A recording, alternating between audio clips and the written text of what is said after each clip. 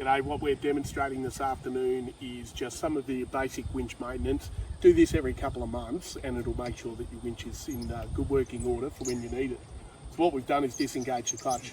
We've run the winch rope out to its entire length and hooked it onto an anchor point up there. What we'll need to do now, make sure the clutch is disengaged again so that we can actually winch on. I'm just going to use the remote. Everyone should have an under bonnet isolator for their winch. We'll make sure that's in place and start the engine. This is best done spooling back on under control, under a bit of strain. So on a slight uphill or 1 or 2 clicks on your handbrake. So with everything set up forward of the car, we now just need to turn the isolator on so the winch will work.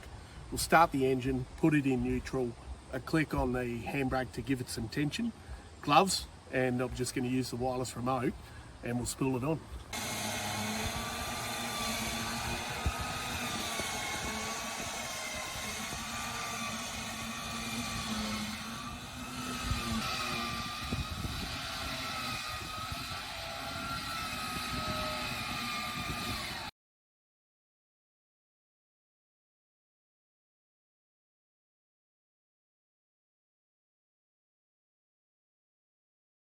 So just demonstrating our setup for a single line pull recovery for any winching operations, PPE, so gloves and some eye protection.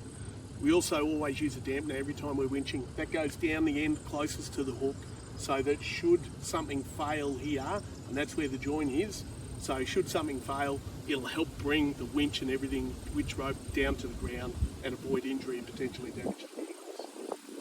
So the way we've got this set up is the winch extension, the trunk protector goes straight around the tree trunk, which is our anchor point, and we're hooking straight onto that. There's no point putting any other shackles in there.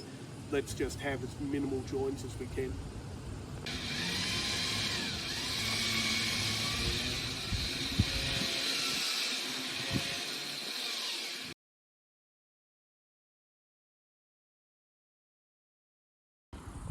So here we are set up for a double pull on the winch recovery. We're still using the same anchor point. We've got the trunk protector around the trunk. This time we're using a soft shackle to secure a recovery ring to the trunk protector. And then the winch rope comes through that recovery ring and back onto the car. The recovery ring is 12.5 tonne and the soft shackle is rated to 18 tonne. So we've got more than enough working load limit in the gear at this end. It's more than the winch is rated to. In this instance, on this setup, I'm using 2 dampeners. I've got one at this end where this join is, and I've got one back down where the winch hooks onto the vehicle. This setup gives you twice the pull, so you get more pulling power, but you'll only recover at half the speed.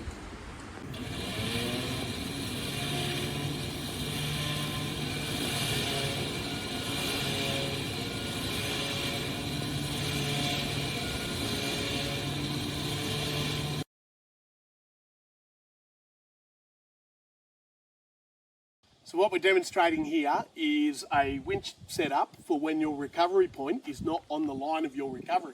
We need to recover straight up the road, but we don't have a recovery point straight in front of us. So we've set the recovery point off to the right. We've got the trunk protector with the winch hook straight onto it and a dampener at that end as well. Coming back through, the recovery pulley with a soft shackle using another trunk protector to go around the trees on the other side. What this does is pulls the winch back into the centre of the road, so I'm winching in line that the vehicle needs to recover.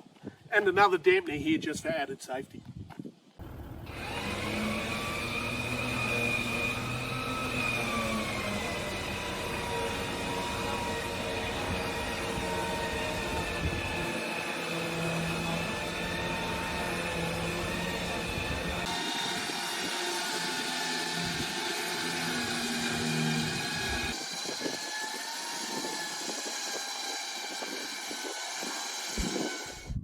If you got anything out of this video, give us a thumbs up below and subscribe to our channel by clicking the subscribe button in the bottom right corner of the video.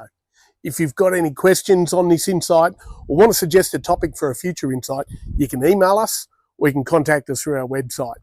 The website also allows you to sign up for our monthly newsletter where you'll get the insights direct to your inbox each month. We'll see you next time.